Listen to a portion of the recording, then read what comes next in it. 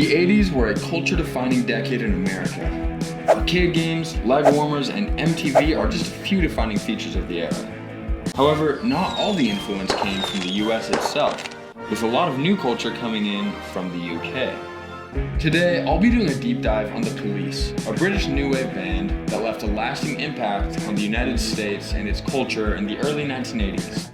My name is Paul Collins, and this is The Artist Project.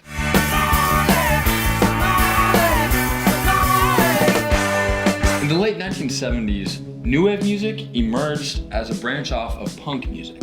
More experimental bands like the Talking Heads led this charge of new music that was just as rebellious as punk, but a bit more built for radio. As these sounds evolved, punk music and new wave music drifted away from each other, and things got really interesting, especially in the UK. Picture this, it's 1976, Northern England. American Stuart Copeland meets British bassist and singer Gordon Sumner, better known as Sting. Reuniting the next year with guitarist Henry Padovani, the three released their first single, Fallout, under the name The Police. While working on a project together for a band called Strontium 90, Sting and Copeland met guitarist Andy Summers. Summers had a bit more industry experience since he was almost a decade older than the other two. Sting quickly replaced Padovani with Summers after being fed up with Padovani's lack of experience. The Police, as we know them, were created with Sting on vocals and bass, Stuart Copeland on drums, and Andy Summers on guitar. The newly formed band got themselves a record deal with A&M Records and released their first single, Roxanne, but it failed to make any of the charts in the UK. Their next single, Can't Stand Losing You, peaked at number 42 in the UK, but that song was actually banned by the BBC for the material that's on the cover of the single. The Police released their first album, Outlandos d'Amour, in November of 1978. Having struggled with getting their name out there in 1977 and 78, they released Roxanne as a single in the United States in February of 1979. It peaked at number 32 on the US charts and marked a turning point in the second British invasion. As a bit of context, the British invasion refers to an era in the mid-60s where British music and culture took the United States by storm. Led by bands such as the Beatles and the Animals, British culture and music just flooded through the States. When Roxanne broke the US Top 40 in 1979, it marked the start of the second British invasion, led by Duran Duran, Billy Idol, and of course, The Police. The band released their second album, Regata de Blanc, on October 5th, 1979, followed by Zenyatta Mondata the following year. The second of which was their first album to break the top 5 in the United States. They finished up their studio albums with Ghost in the Machine in October of 1981, followed by Synchronicity in June of 1983. Synchronicity was the album that cemented the Police in the United States and also showed the power of British influence. Honestly, it led to a bit of a conflict that's pretty big.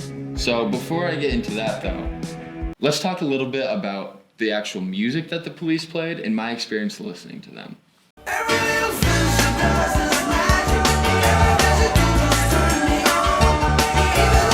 As I do for every episode of The Artist Project, I listen to the Police's entire studio album discography, which, like I mentioned before, consists of 5 albums. Let's try and understand where new wave music actually comes from. Listening to Outlandos d'Amour, it's pretty clear that most of the songs come from that late punk influence that's pretty common with the Ramones and other bands like that. What's interesting is Roxanne, the lead single that actually got them so popular in the United States, brings in such a reggae sound, and it's clear that that's where the new wave in them starts to emerge. Punk music is mostly defined by rejecting the mainstream, having pretty simple stripped down sounds to the songs, and having a rougher edge to them as well.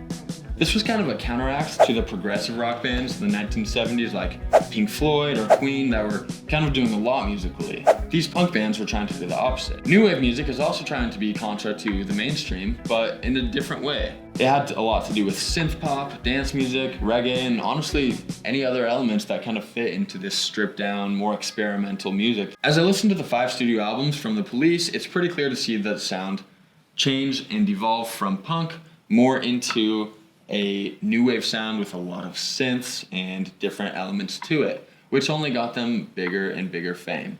Before I get into that conflict though, let me share some of my recommendations for The Police for those of you who have never really listened to the band before. Walked out this morning, don't believe what I saw.